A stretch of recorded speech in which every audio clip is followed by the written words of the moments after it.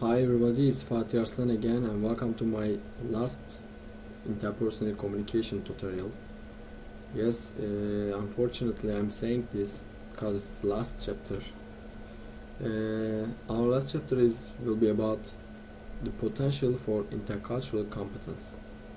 Okay, let's start. Intercultural contact. Many people believe that creating the opportunity for personal contact positive attitudes toward members of other groups. There is a great deal of historical and contemporary evidence to suggest that contact between members of different cultures does not always lead to good feelings. Attitudes among cultural members.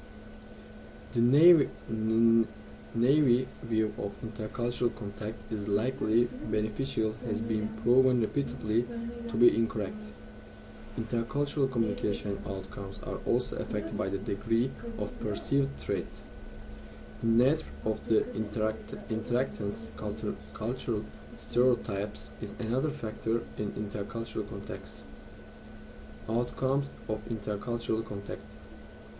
Both fictional and non-fictional accounts of intercultural contacts are replete with references to individual and cultural chains.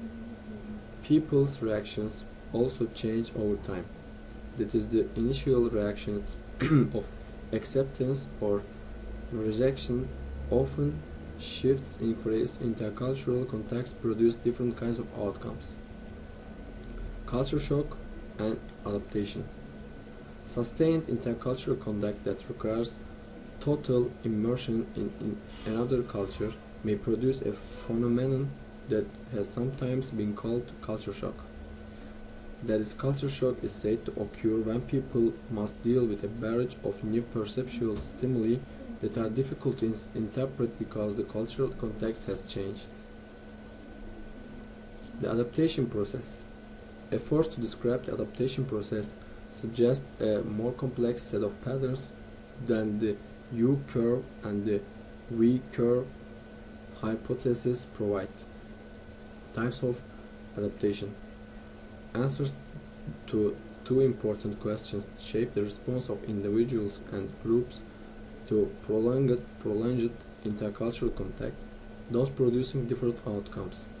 Assimilation occurs when it's deemed relatively unimportant to maintain one's original cultural identity. And finally, forces that pull us together and apart. Promoting engagement, globalism, secularism, and capitalism is nurtured and sustained by the economic independence of today's world. Closely related to mass media's impact is the speech of communications that now link much of the world. Now we finished our all chapters and we finished the lesson of intercultural communication, unfortunately, but I hope it will be really useful for you, these informations, and I hope you understand. Again, if you don't understand, you can send us email and I will try to back to you. Thanks again for watching and hearing me. I hope we will see each other on the next tutorials. See you later.